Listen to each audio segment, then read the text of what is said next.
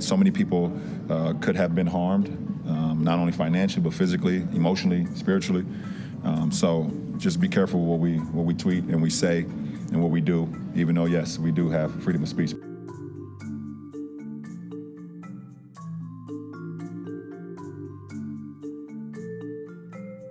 The general statement that people took from this is that he's not down with Hong Kong.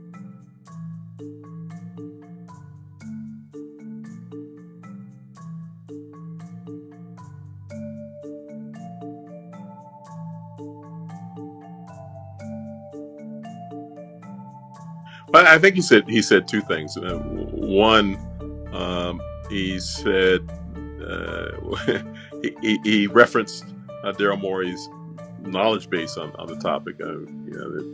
He kind of, in a way that a lot of people jumped on him and said, well, he's got an MIT degree. Not that would mean about Hong Kong Chinese relations. And then the other kind of key word that he used in there was financial. That he was concerned that the words of Daryl Morey were impacting the financial state of things. And the general statement that people took from this is that he's not down with Hong Kong, and he's got doesn't understand the human rights issues. Now that's not what he said directly, and I think again it's another version of the lesson we got from the whole tweet exchange. Anyway, is that it's a longer form conversation.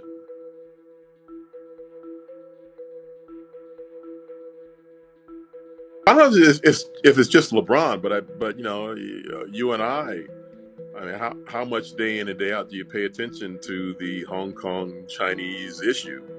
And if someone asks you to go out and get more information on it, you could find yourself going back to British control of Hong Kong and the handover to China. There's a lot of issues in place.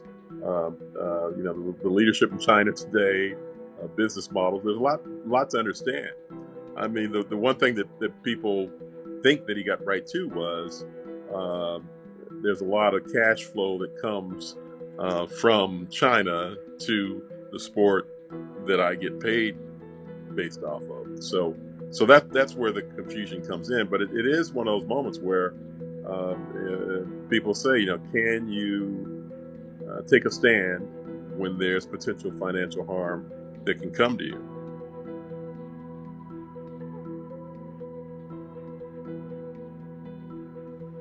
I think we're seeing a moment where we'd all better understand, again, in Thomas Friedman kind of thing, how flat the world is and how interconnected everything is. I am curious about how far the NBA takes this, and the iteration number 2, 3, whenever finally was stated, we're going to stick by our principles, to see how far that goes and to see how the support of Daryl Morey's right to free speech is continued to be supported.